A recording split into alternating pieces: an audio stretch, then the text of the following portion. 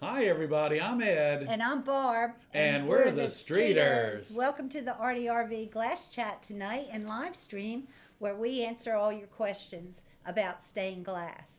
Had something in my eye, sorry Barb. That's okay. And so if you have a question, put it in the chat with a Q.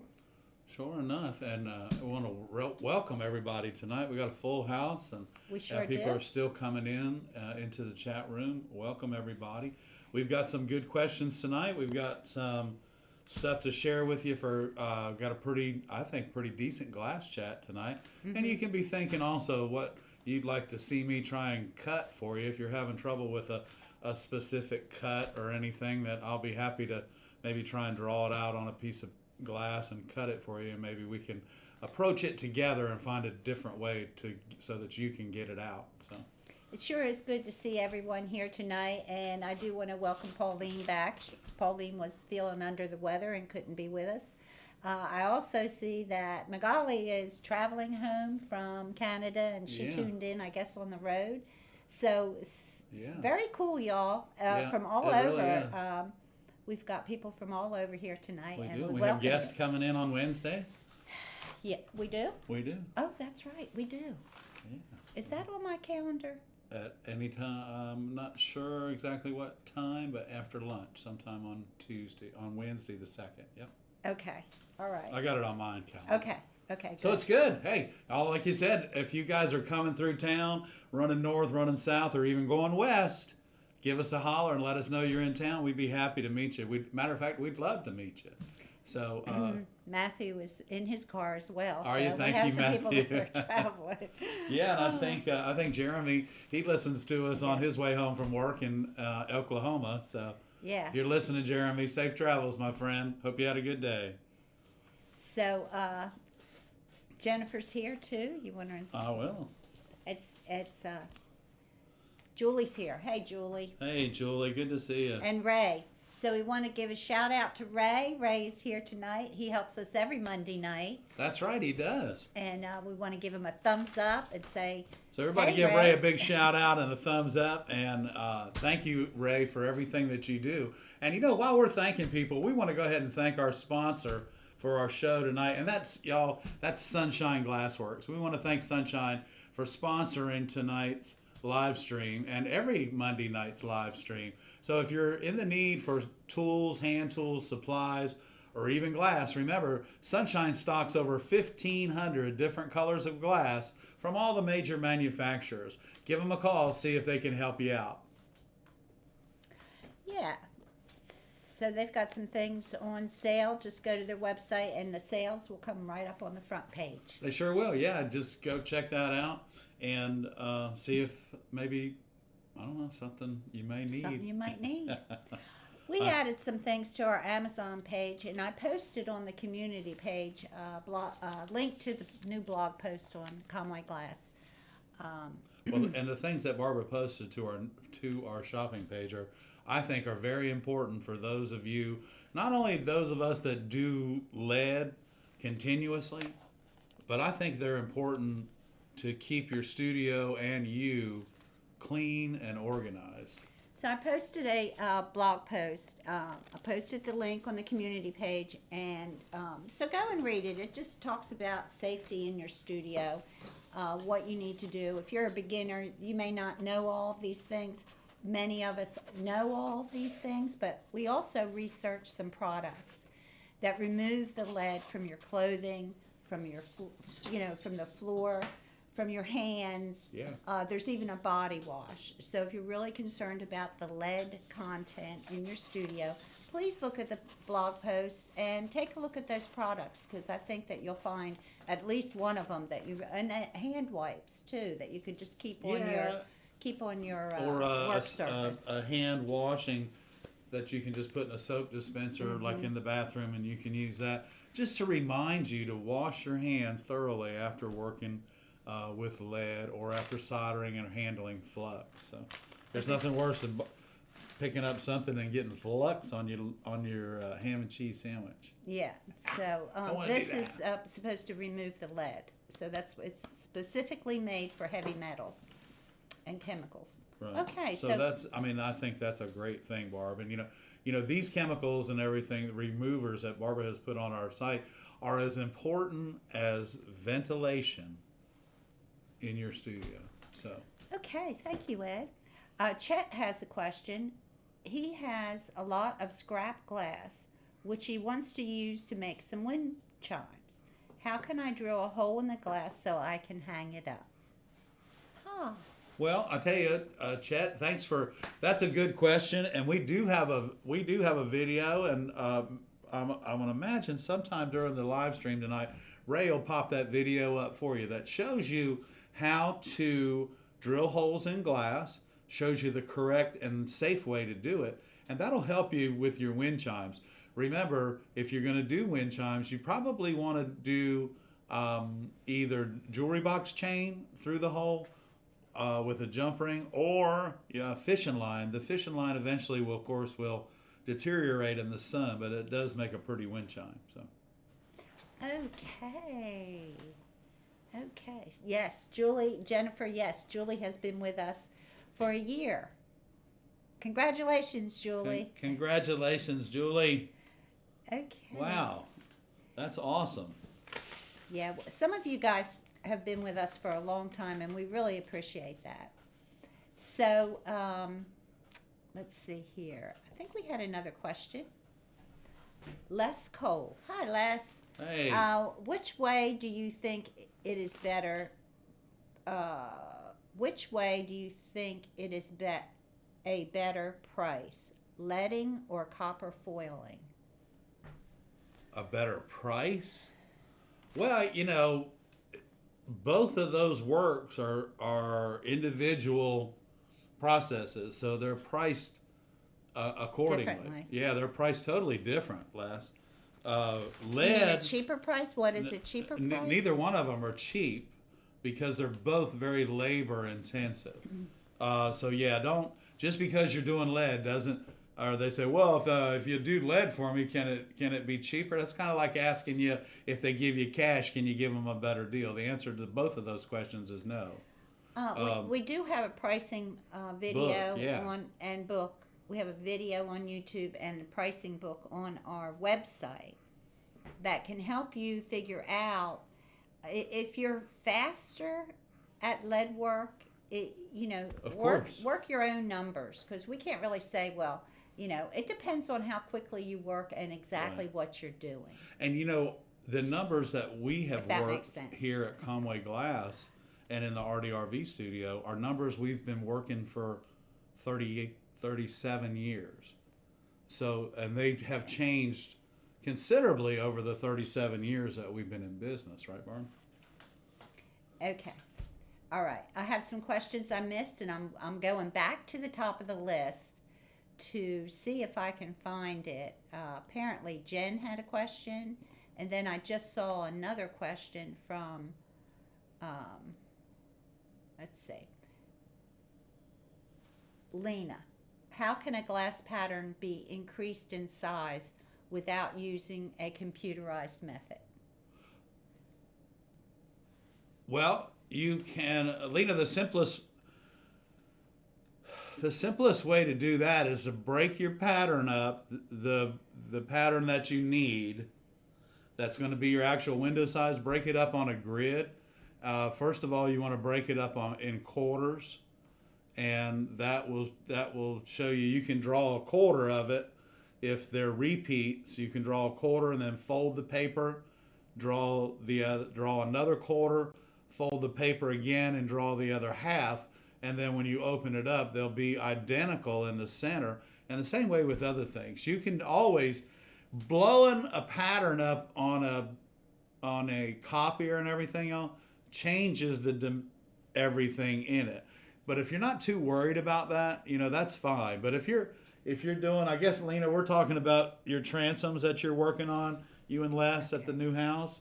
So, yeah, if I'm not sure about the designs, it sounds like, if I remember right, you're going to do beveled borders in them, and then but to draw that pattern is break it up into into half this way and half that way, and then fold it after you draw 1/4 of it on that 1/4 of that window, and then fold it and repeat it and fold it again and repeat it again.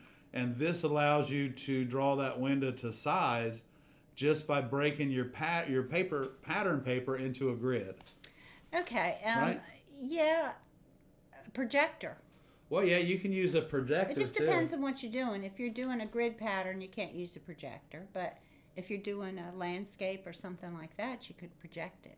If you have just a small thing, and the you want to make it projector's bigger. yeah, the projector's not going to do all the work for you. All you do, you just get the lines in there that you like, and then get it down on the table and make everything and finish it. Because the projector isn't going to do for you what your hand is going to do for you and your eye. So, but yeah, the projector is good. Sometimes you can go to your local library and even rent an overhead projector, like we used to use back in school. Remember those? Yeah, they. I doubt they even have those Anymore. I'm sorry. I'm old school. Maybe they do. I don't know. I know. Okay.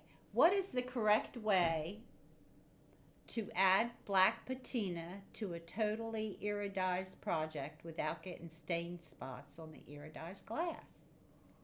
Well, here's the thing. To begin that whole process is your soldering iron has to be the right temperature so that it doesn't lift Patina. the solder up. I know.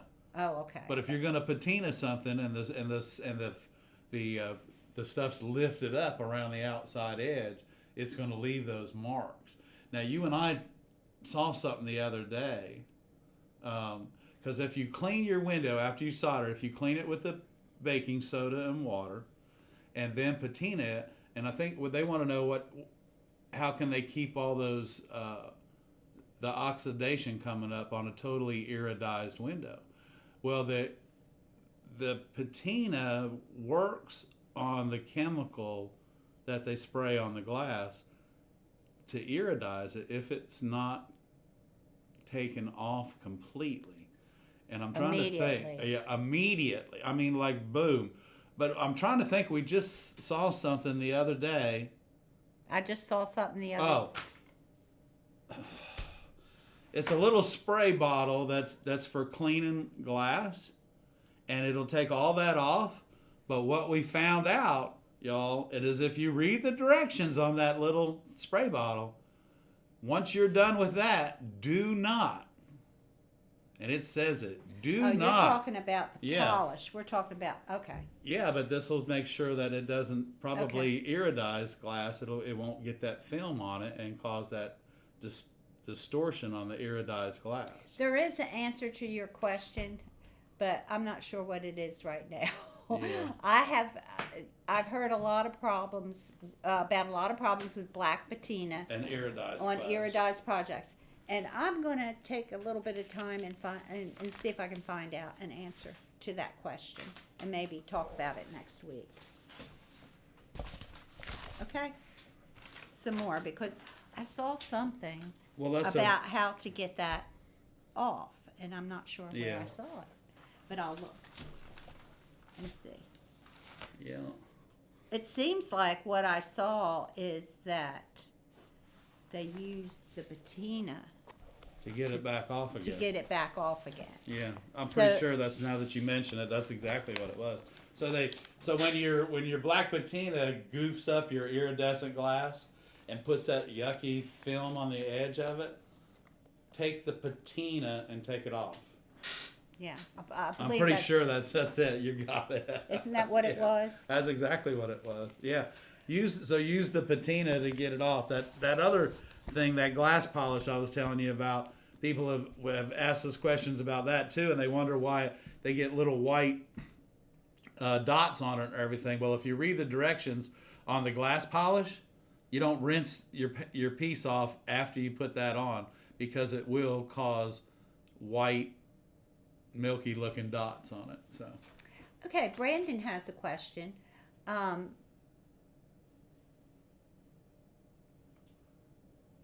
Brandon would like to make an eagle approximately 14 to 15 inches unframed, but is concerned about the weight and hanging it. I want to use foil on the project. Can I safely hang it unframed?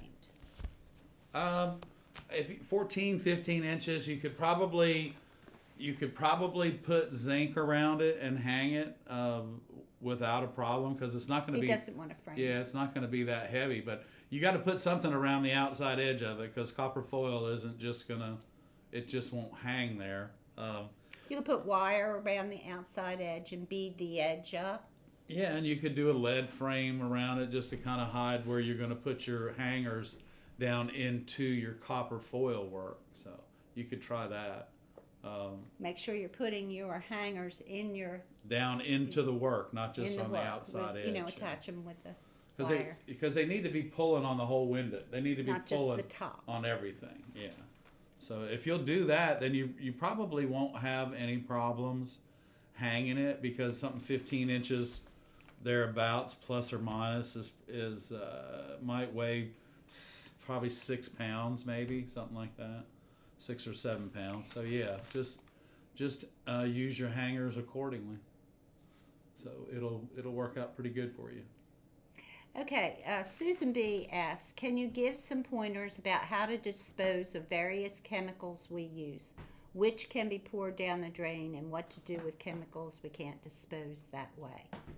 I don't think rinsing our stained glass off in the drain is about as far as we should go as far as eliminating chemicals. The other chemicals should be bagged up and taken to your local recycle place, because they have the thing there for the batteries, they have the thing there for the paint, and I would think that it would go somewhere in that area, but I would definitely ask them.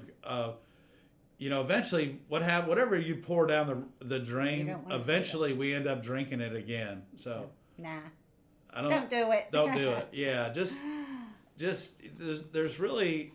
The safest way is to take it to your local recycling place, and ask them where to put it. 'Cause, Good question, Susan, because a lot of people don't realize that. And honestly, I would think it would be really safer for us to be using a wash sink outside to do our washing our pieces, but that's not always possible. So, right. But put as little as possible down the drain. That's right. Everything that we do is cleaned with baking soda first. So. Because as they say in our community, we all live downstream. That's right. So, yes. yeah. Good question, Susan. Good question, hon. Ed Forsman's here. Hey, Ed. Good to see you, buddy. Kathy Green has a question. She asks, can I use sewing machine oil for cutting oil? Yes, you bet you can. Sure. She ran out of cutting oil. Yeah, sewing machine oil's great. Fine. Yes. Yeah. Yeah, sewing machine oil is actually quite good. It's really good broken down with a little bit of kerosene. Oh, Susan says some say non-toxic. Yeah. Mm-hmm. Yeah, I noticed that they do say non-toxic, but that just means some I of think them they're do. water-based is what it means. Yeah, because I think the Ruby Flux says non-toxic, but you can't But it's drink water-based. You can't drink it. You know what I mean? It's an acid. I'm not sure it'll what flat non-toxic. eat some stuff away. So. Yeah, some say non-toxic. I noticed that the other day because I was researching a little bit about, Well, the chemicals for the lead. chemicals in the studio and the lead and stuff, and taking some pictures, and I saw the non-toxic chemicals that. Yeah, even the glass cutting oil is non-toxic. But you can't drink. But you can't drink it. It's cutting oil. I don't know. So if you don't want to drink it, don't put it down your drain.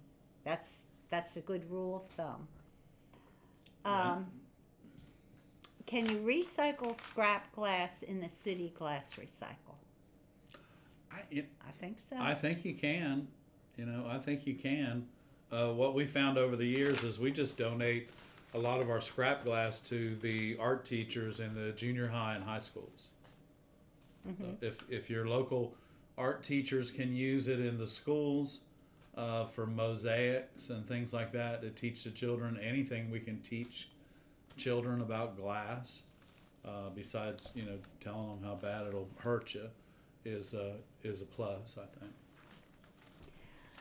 Okay, if you have a question, put it in the chat with a Q. And we want to say hi to everybody that's sitting in the backgrounds, in the wanes of everything. And Susan says she sure doesn't want to drink non-toxic cutting oil. I know, right? And go figure. Well, it's non-toxic. They said it was non-toxic. Yeah. That's kind of like the TV commercial where the guy says, "I don't know why I thought I would take my own appendix out. That was kind of stupid."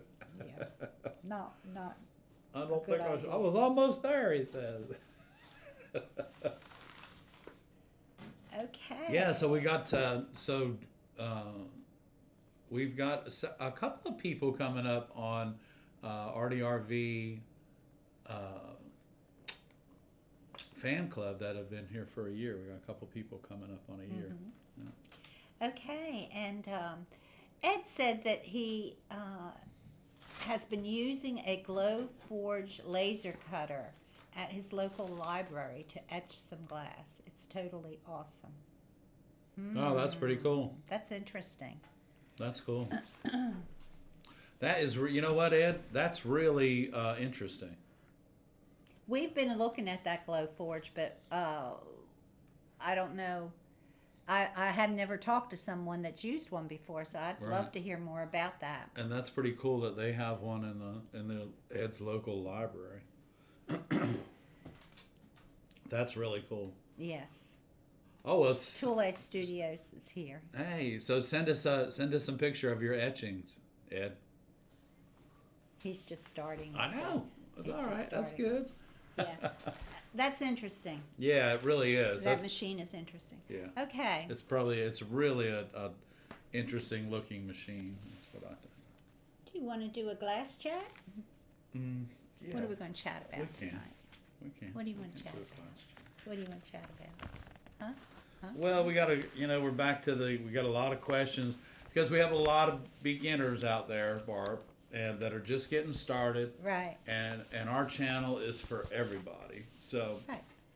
So we're gonna. Larry's here. Larry Murray. Hey, Larry. Good to see you. Hey, you guys are working on what, 40 days of above 110 degrees where you are, my friend? Gosh. God bless you.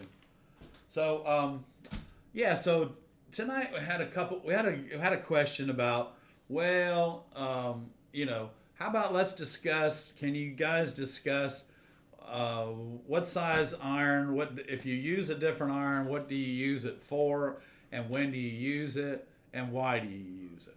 So what I did, Barb, is I grabbed two different irons. Okay. I didn't bring my 60-watt iron in. I brought a 80-watt iron, and I brought a 100-watt iron, and they're both Wellers. So first of all, we're going to talk a little bit about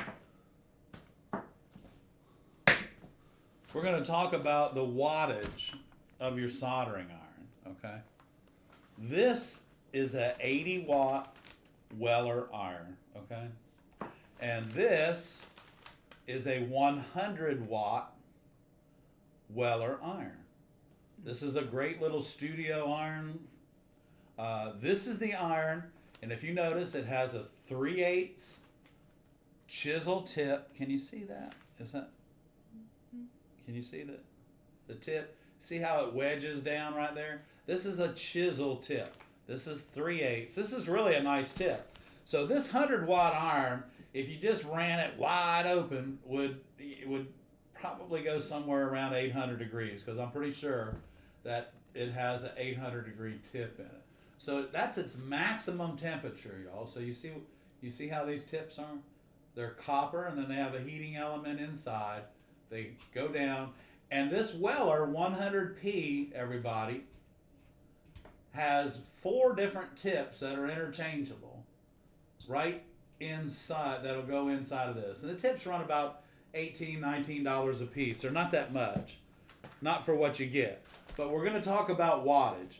Your 100-watt iron is going to recoup the heat from soldering, cooling it off by touching it with flux and everything else.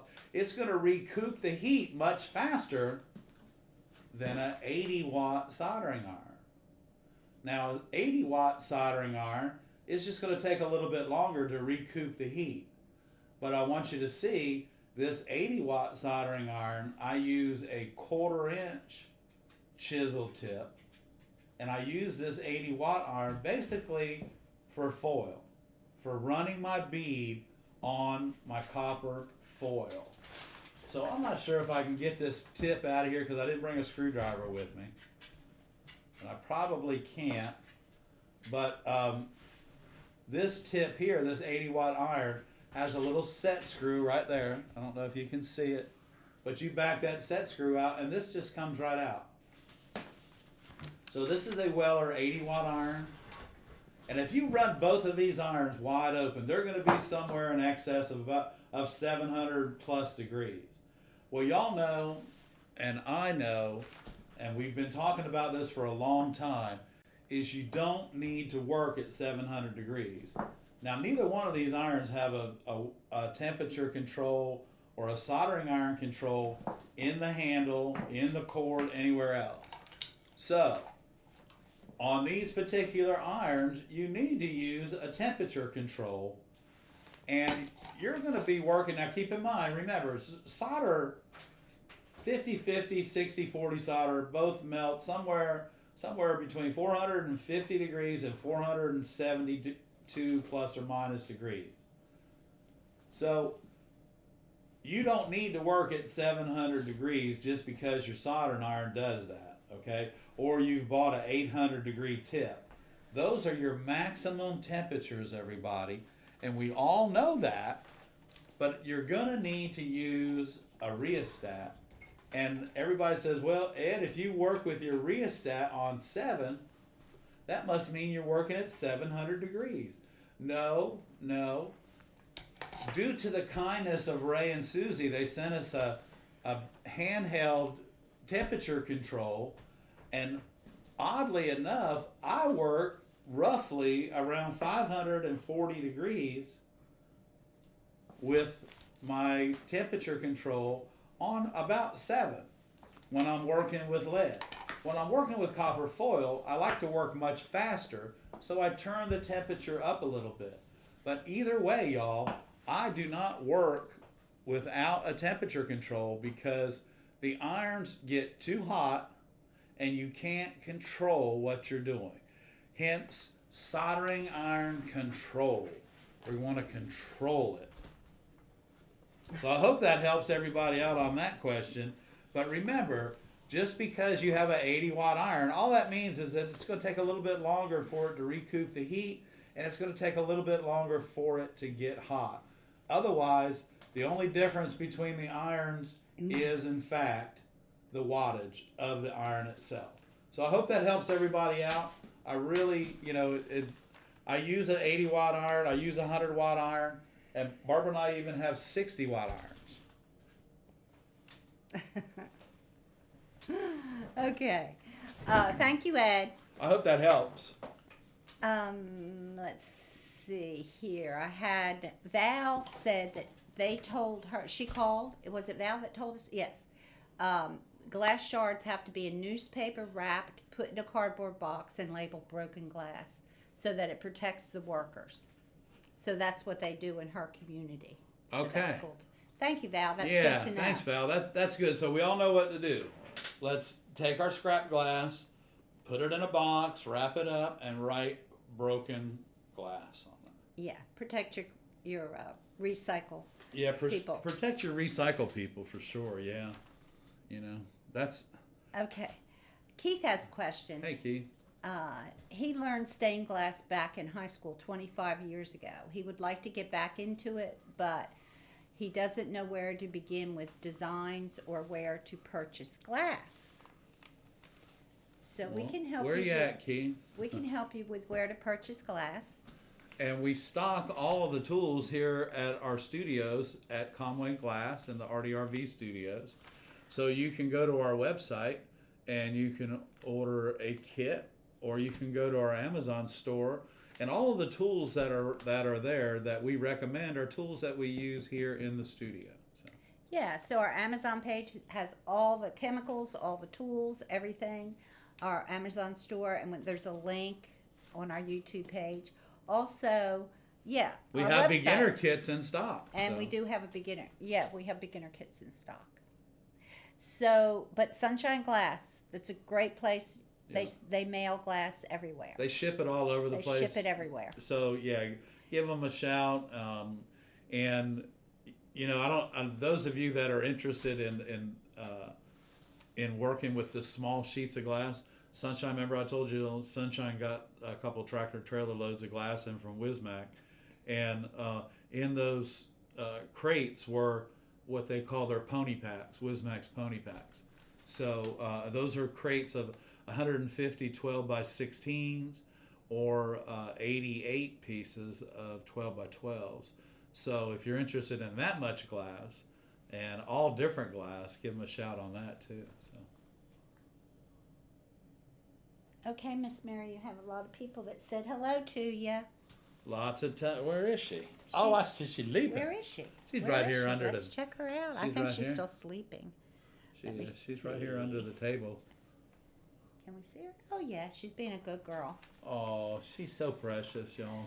Keith says he lives in a small town in Montana. Yes, Sunshine will send you that. They're just Glass. on a couple states over on the other side of the Great Lakes. They'll be right there. So they're in Buffalo, and they ship right to you. We usually get, we're in South Carolina and they're in Buffalo. We get 3-day shipping from them, so that's pretty good at no extra charge. 3-day shipping, and you know what? Their glass, the way they pack it and everything, the way George packs it in the back, that. Knock on wood, in over 25 years, I have not had anything broken. So Yeah, it's amazing, isn't it? we just unpacked a big box Friday, Barb. Okay, Rick wants to know, how do you know when one of those Weller irons is up to temp? Well, I always, before I do anything, I always run a test. Number one, I plug my iron control in. I plug my iron into my control. I sit it on my iron stand, and I put my iron control on 7. Just give it about 10 minutes to warm up, and then first thing I do is clean the tip with a damp paper towel. And then I do a test. I do a test to see how long it takes for my solder to melt when I touch the tip. And then I do a test to see how long it takes it to melt the lead. So, because those two numbers, I need to be right in between them. Right. I need to be melting my solder, but not my lead, but making a cool seal, hot sealed joint on each one of my lead profiles. So I'm gonna just give it some time to heat up. I mean, yeah, the Heiko iron, when it's up to temperature, I think the little light comes on, and I think, I think that's great.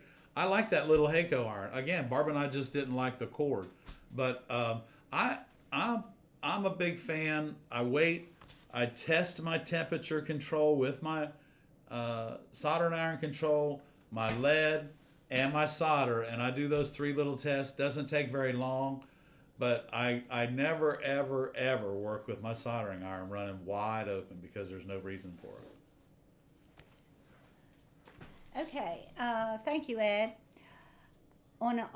Terry says, on an older video, someone mentioned getting a sticker of Miss Mary. Are these still available? Yes, they are. I don't have them posted, but I will post a link to those on the community page tomorrow. So you can go there and there'll be a post to how to get to Miss those Mary stickers. sticker. She'd appreciate that. Yeah, and in the description there might be a link to our shopping. It would be our merch cups. Our merch cups, our merch page. I don't know if it's still there or not, and I can't see it. I might be able to see it. I'll see if I can we'll find see it. if we can see I'll it. see if That's I can cool. find it. Okay. If you have a question, put it in the chat with a Q. And I want to tell people that are watching and let you know that we do a rerun as well. We keep this video up forever. So if you have to leave or you want to come back or you need to watch it again, you missed something or you forgot something, please and if it's there. And if you're watching it and we don't answer you, it's because you're watching the rerun. And it's okay. Tune in the following week and get in there and get your question in, because we'd love to answer it for you. Sometimes we have an answer, sometimes we don't, but our community might have an answer, or they may have an outlet for you to go to for looking for that very specific project that you're working on. That's right. Also, don't forget, next week is Viewer Showcase. That's right. You can go ahead and send your submissions in. I'm gathering those together now for next week. And just any project you've worked on recently. Send us recent projects you've worked on. Right. So Viewer Showcase is next Monday night. That's right, Barb. Next Monday night, 7 o'clock, Viewer Showcase. Okay. Well, that's good. Finish up your projects and take a pic and send it to me. And how you do that is you go to conwayglass.com/ARTyRV, and that'll take you to the page, and you'll see a little block that says hit that block, and I'll get an email and I'll send you the link so you can send it in. We'll get you right in the Viewer Showcase for you. Now, have you guys been thinking about what you want Ed to cut tonight? Be thinking about what you might want him to cut so he can do a demo for you. And I think Ed, and then tonight, I told everybody that I was going to share my H channel that I joined my windows, that I stack them both horizontally and vertically with. So I did get a piece of that cut off for us, and I've got 2 pieces of 3/8 lead, and I'll share that profile with everybody. Okay. So, if you got some more questions, let's go right ahead. Well, I want to share this. Larry Freshwater is here, and he said that he's coming to us from beautiful West Virginia. Oh, wild and wonderful. And he wanted to remind us that October 6th and 7th, both Wismac and Yakagani have fall factory sale, and they are about 3 hours apart.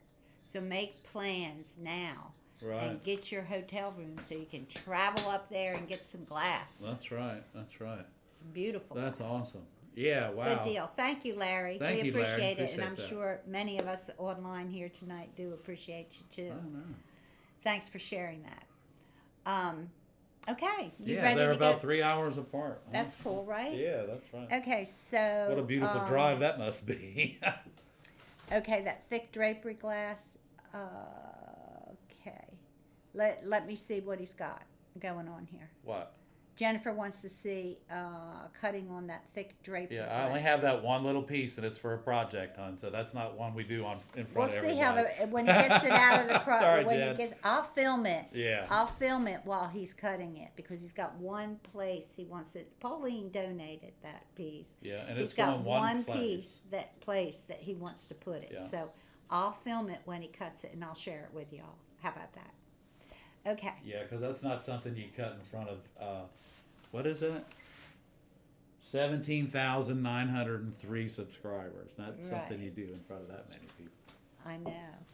Oh, and we passed 4 million views too. That's right, Barb. We did 4,031,141 views. That's pretty good. Cool, huh? You know what? That would fill a stadium, right? For what? A stadium? Oh, that's more than filling a stadium, right? What? 4 million? Yeah. Yeah, that's. It's like Most a stadiums only bigger hold a town. most stadiums only hold a couple, 40 or 50,000. 40 or 50,000. That's All right, so here we go, Barb. Okay. Switch me on a close up. We're going to share this Okay. way for Thank you, you guys. to join the metal together. Okay, here we go. So, last week we talked about this metal. Now, this is the aluminum color. It comes in black and this aluminum. And of course, you can have, if you have anybody that has a powder coating room, you can powder coat it any color you want. But what this is if I'm going to show you the profile, and I think you can see, Right there there we you go. go. So I think you can see that. It has a deep channel on one side and a shallow channel on the other. Now this is called just a glass shoe for a showcase slider, something that you see in a doctor's office that moves back and forth. So when you're doing horizontal stacking, the deep channel here goes on the bottom, okay? The deep channel goes on the bottom. What this does is it ensures that it's not going to roll, and then your other window comes in and goes directly into this track here. So now we have this look right here, just like that. And I think you can see that. Can you see both profiles in there? I can't look over that way and see this too. So Can I see both profiles? yeah, do you see? Yes. Okay, so you see both profiles in there. So typically, and what I do is I take off, for every horizontal I have, I take off 3/16 of an inch. And that 3/16 of an inch is going to compensate for this heart right here, the heart of this track. Okay. So this channel, if I'm doing this horizontal, my window, this is the Merle's Inlet project, my window is going to go in here like this. Okay? Just like that. This is what's going to be in between the windows that are 5.5 feet long and 36 inches tall. This will also be attached to the molding once it's inserted over the window. And if you can imagine, this really makes this window quite rigid. And the only thing you have to remember is when you're using this is that your solder joints on your lead are flat. They're not rolled, they're flat. So make sure you flatten them.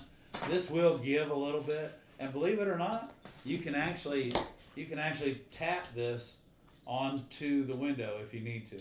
But if you do the correct deductions of 3/16, usually you end up looking pretty much, hang on, pretty much like this right here. Just, oh, there, just like that. You end up like that right there. You have that little gap in between it. It's not going to roll anywhere. And this right here, y'all, will keep everything together and keep it from sagging and rolling on you. So again, this is called a glass shoe. It's available at your local glass company. And if anybody needs it, just let me know, because we can cut it to lengths for you and ship it. So I hope that helps y'all out. If you're going to be stacking windows both horizontally and vertically, this is the material to use. So we really like we like being able to use that material. Not only is it rigid, but it also, with it coming in black, it just makes everything just disappears as you while you're stacking your windows. So I hope everybody enjoyed that. We all learned a little Ed. something. And Let me get the main cam back up. Thank you so much. Les Cole has a question. No, yeah, Les Cole. Pauline asked about some free glass. I'm not sure, Pauline, what that is. Okay, Les Cole asks, Ed, on a piece of glass with a live, the live edge like Bullseye has, is there anything you can do with it beside a lid on a jewelry box? You have to get creative with that, Les. We've only used it for lids on jewelry boxes. Just because, I'm not really sure. I guess you could. Anyone out there have an idea of Yeah. what to use with the live edge on the Yeah, the Bullseye? that factory edge is The factory so edge is crisp, so it's sweet. so beautiful.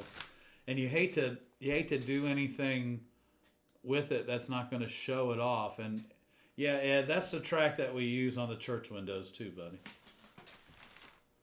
Yeah, that's the track we use on the church windows, Ed. Okay.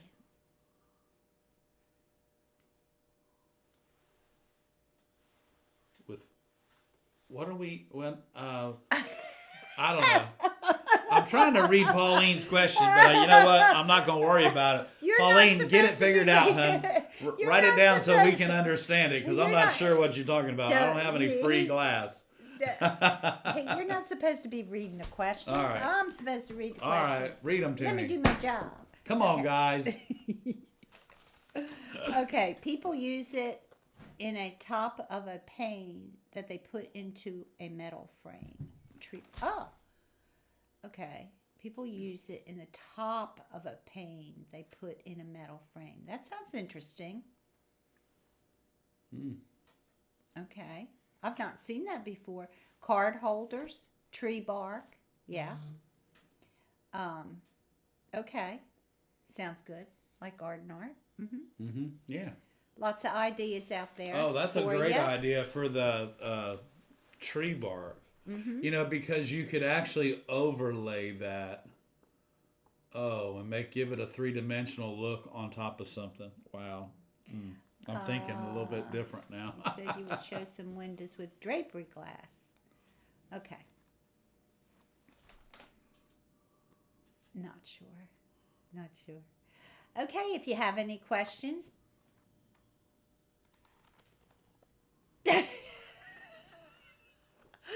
Maybe. I'm not going to repeat that, but maybe, Pauline. Okay. Okay. I'm glad you're all right, Pauline. Yeah. You take care, Pauline. Okay. Hey, y'all, we got a lot of good reviews on cutting points. Oh, last yeah, week. on cutting points. We It was got highly a lot. popular. It was highly popular because I believe that the way that we explained it got everyone's attention, and it was explained in a way that everyone understood it. And one of y'all said that, yeah, you grab a hold of the side that you're going to throw away, and that'll help you get that point. And that's exactly right. It's such a simple way to explain it, but it's so difficult to understand. But once you figure it out, y'all, you'll get every one of those points that you cut out. And again, if you're going to take the time to draw them, you might as well be able to cut them. Yeah, and draw them so that you can cut them. Who drew this? That always makes it. Since you're going to be drawing the pattern, draw it so you can cut it. Yeah, yeah. But points are really important in building your windows, because again, if you didn't want them in there, you wouldn't put them in there. So you want to make sure that you can at least cut them out and to make your windows look really nice. Someone requested that I slow down when we're showing our shorts. It's a short. Unfortunately, those shorts are only 1 minute long, so they are fast. But we're just trying to show you just a touch of what something might just be the thing you're looking for. But go to the long videos if you want to learn even more. Because normally there's a long video that goes with the short, connects to it, yes. right? Yeah. Mm-hmm. Okay. And y'all know Barbara works really, really questions. hard editing and everything these videos so that they're understandable. Okay, Mr. Streeter, would you like to do a glass cutting demo? Oh, did you show him the glass you got? No. Right there. Uh-uh. Okay. Do you want to put it on the screen, or you want to come over here? Up here? Let me Do you want me just to move? Let me move. I'll move this way, and you move that way. Okay. So this is a really... Check out this glass. Oh, I've been sitting in front of it all this time. Yeah. I'm sorry. Well, that's okay. All right. So this is a really pretty piece of glass here, y'all. This is an Armstrong. This is one of the glasses that's going in the Merle's Inlet project. Again, y'all know that we have lots of oranges and pinks and blues because everything's sunrises, sunsets, all those things. So this particular glass right here, though, this is an Armstrong. Okay. I just wanted to make sure of something. So this is an Armstrong. And the producer called it cotton candy, which I think is pretty close. It's got cranberry pink and sky blue in it. So you can imagine what those colors look like together, and it's absolutely gorgeous. But this is a Armstrong 146, and it's really, really, really pretty. So, and if you look in one of the shorts, we actually cut this sheet up because we needed it for something smaller in the Merle's Inlet project. It was the last short that I did, I think. Right, and you can you get a really good look at that. It's such a beautiful glass, y'all. And Kokomo makes one that's similar. Wismac makes one that's similar. I just happen to have my hands on an Armstrong, and this whole job is all about glasses that aren't being fabricated anymore. That's okay. You'll find them in your travels. You'll find them in your travels, yeah. And Wismac certainly makes a wide array of glass that are comparable to Armstrong. Oh, definitely. Better. And Yakagani, oh my gosh, they've got beautiful glass. So we just like to show you different colors and things like that. Well, and things that we're using, so. Okay, so Rosie has a question. Hey, Rosie. Rosie is right-handed and learned stained glass with an instructor that was left-handed. When I took a follow-up class, my new instructor told me that I was starting my panels the wrong way. How do you start putting together your panel? Rosie, you know what? I guess you're doing lead. It sounds like it because myself personally, I am ambidextrous, okay? Not bragging. I can do right or left. But and it really comes in handy when I'm teaching my students how to cut glass, because if they're right-handed, it's really hard for them to relate to me cutting glass left-handed. So I do it both. But what I do is I always start in the bottom left-hand corner and work my way to the top right-hand corner. The top right-hand corner is the very last piece of glass I put in, and the very first piece of glass I put in is the bottom left-hand corner. Now, why would he say that was wrong? It's not wrong because he's right-handed. That's why it's wrong. Or he's Okay. left-handed. So Yeah. So, however, either way is right. There's no wrong. Develop your own technique, and instructors are there to instruct you, not to change your technique. Well, he just wanted her to make sure. I can't understand why. If you're it would doing be lead, wrong. you have to start in one place or the other. You start where you're comfortable. As long as you start in the bottom corner and work your way to the top. Yeah. Okay. I think you'll be fine. Don't worry. So since I do with both hands, I could start on both ends. But you don't. But I don't. I start on the bottom left-hand corner. And then once you get used to doing that, you won't even think about it. That's where you're. I never even thought about that till you just said something. I always start on the bottom left-hand corner. It doesn't matter if I'm working on the left side of the table or the right side of the table. I start on the bottom left. Okay, you going to do a little glass cutting for us? Or do you have something else you're sharing? Well, let's see. We talked about soldering irons. Everybody's got that down. And we talked about how Weller makes 600, 700, and 800 degree tips.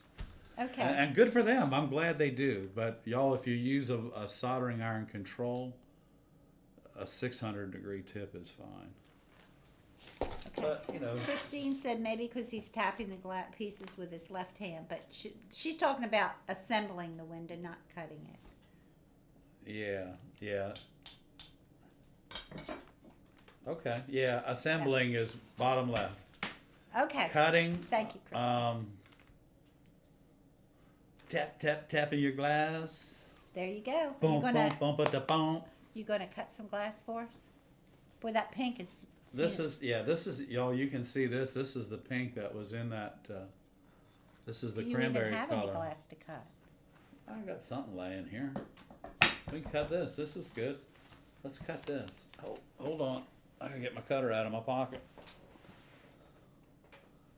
So, what do we need to cut tonight, y'all? Have y'all, any of you that ordered the Silver Schnitz running pliers, have you mastered them yet? Because they take a little bit of getting used to, and it's really, I think you'll find that you're going to enjoy both pair of your running pliers, whether they're the Silver Schnitz or if they are the mini running pliers that we have. So, well, let's cut some glass, Barb, and see if we can. Rosie says she's very envious of your ambidextrousness. Wow, how do you spell that? She spelled it correctly. Way to go, Rosie. Yeah, because when I was little, I played baseball right and left-handed. I can't play golf right and left-handed. I play golf right-handed, and Magali sent us an email. Okay, Magali. Okay, we'll see you soon. Now, I'm sorry. We need to be on the close-up. Well, do we? What do y'all want to cut? So what do we want to cut? You know what? Somebody did say, well, when you're cutting mirror. Let's try this. There we go. Okay. Ella says you can't do the cut on the cardinal neck. I guess not. I haven't heard you say I got it yet. You can't do the inside cut around the cardinal. Let me see. Did we draw that? Do I have the pattern?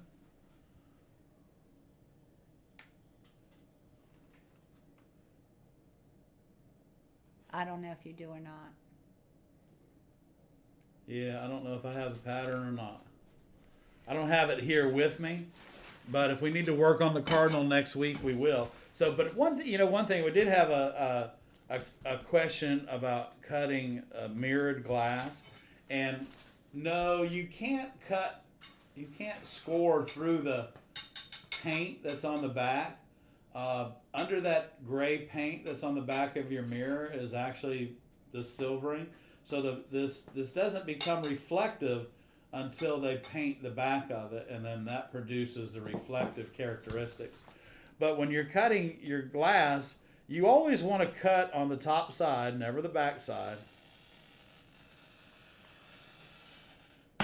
And I want you to remember when you're cutting mirror, the mirror is no different than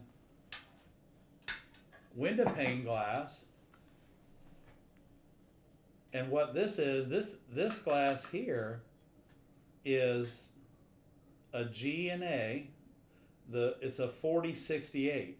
4068 being the fact is the color blue that it is. It's 4068. It's a pale blue, and that's, you know, what we're using is this. Now, I want you to see. I don't even know if you can see this or not. Can you see that? Can you see where the silver went inside? Just look above my finger here. You see where You can't see it. that you can't see that? I don't think so. Okay, So much reflection. Yeah, what I'm trying to show y'all is the fact. Now I don't know. Can you see that? That little reflection right under my finger, right there. Can you see that? It looks like a little razor. So let me explain something to y'all. This is called a flare. And if you don't center your running pliers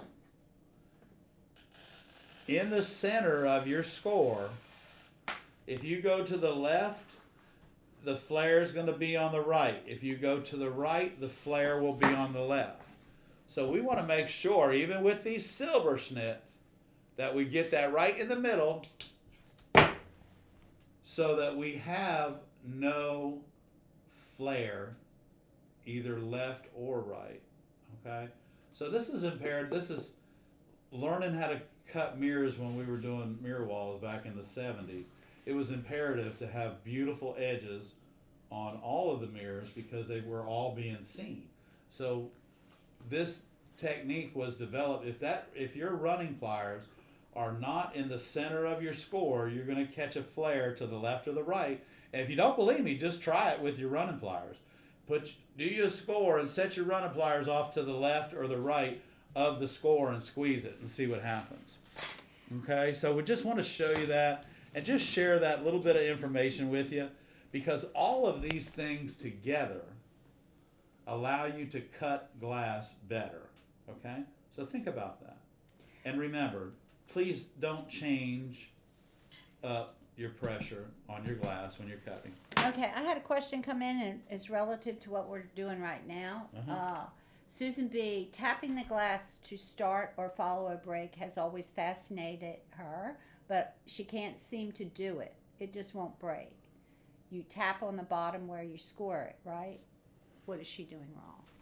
Well, let's try this. Oh my.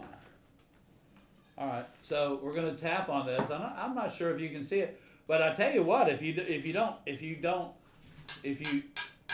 tap on either side of the score, it's not going to break. But listen to this. I'm going to tap on one side of the score. Now listen to this. Do you hear the change? Hear the pitch? Hear the pitch? Hear the pitch? It changes. So now, and you can see can you see the refraction on that, Barb, if I tilt it? Tell me when you... For the score? Yeah. Yeah, you can see All the right. score start. Every time I tap the back of this glass, it threw a flare, left or right, depending on which side I was on. So it will break, okay? But look along the edge of where my finger's rolling, and you'll see it's going to go up and down like this. Each one of these little bumps that you see here is a tap. Click, click, click. And the tapping is really good for certain things, y'all. But tapping the glass to get flashed glass pieces out and to get mirror teak or silver art out is not the way to do it. Please use your pliers. That's what they're there for. Tapping the glass is pretty cool, but if you don't do it right, you won't quite get it. Make sure that when you're tapping the glass, that you tap it right directly under the score. And when you do that, that pitch will change. Let's change the pitch one more time. Here we go. So we're going to tap it away from the score. Now we're going to tap it right on the score. Here we go. Watch for the flare right here. See it? Started automatically. There it is. And now we have a flare right there. So be very careful. This will ruin your day right there. But you can see that? See the reflection? Can you see that, Barb? Mm-hmm. Okay. So that's where I tapped it. But when I tapped it, it was off to the left or the right side, whichever one. And it didn't quite work. Tapping the glass is a great way to get your pieces out, but you'll also have to remember, too much tapping and tapping the wrong way will cause the piece to break. Oh, we're back up here. Sorry. I'm sorry. I'm going to have to get a buzzer for my back that just says I'm on. Yeah. Okay. It's okay. Do you, no, I can tell you. And Okay. Just look in the Yeah, camera. look up there, will you? Okay. There was a question about, do you grind edges of mirror glass? Yes, very carefully. And do we put mirror on the grinder, or do we use something else? Well, I don't recommend grinding your mirror. They make if you have a fine bit, that's okay. But then you also need to take some 220 grit sandpaper, because the mirror surface is going to be chipped a little bit on the back, on the silvered side, and you're going to need to sandpaper that down so that it's smooth before you seal the edge of your mirror. But yeah, you can grind it, but you know what? If you're cutting mirror, you shouldn't. I don't know. I try not to grind it if I can help it. Yeah, use sandpaper. You'll get a nice edge, and You won't get all those chips and flakes, because every time that mirror chips, it gives the silver an excuse to leave. we have a new product on our Amazon page where the chemicals and all that stuff is, to protect the back of the mirror after you finish your project. So check that out too. Yeah. So it's good. Okay. Yes, you still need to seal the edge. You still need to seal the edge of the mirror, whether you're putting it in lead or you're using copper foil around the edges. So. On regular glass, would it still be a problem with what? The flares? Yeah. Mm-hmm. Yeah, anytime your running pliers aren't in the center, they're off to the left or the right, you're going to create a flare. Like I said, y'all, just try it. Set your line, do your score, and set your running plier off center, left or right, doesn't matter. Just set it off center, and you'll see you get the flare. You can't put it so far off center that it's not going to work, but you can put it close enough to the center that it's not on the center, and you'll get that flare. And this may explain to you why you're getting flares. It's very possible. It's very possible. Thank you. Okay, Rosie said she saw Short using the Silberschnitz, and she was very impressed and looked for a longer lesson but couldn't find any.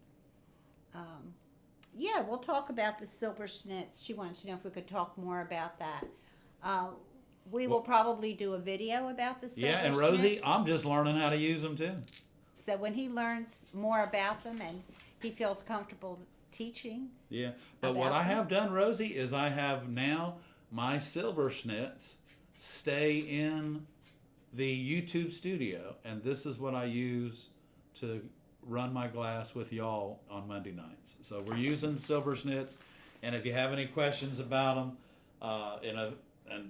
until I learn how to use them really well, we'll all be learning to use them together, which is fine with me. Yeah, so we're all learning to use them.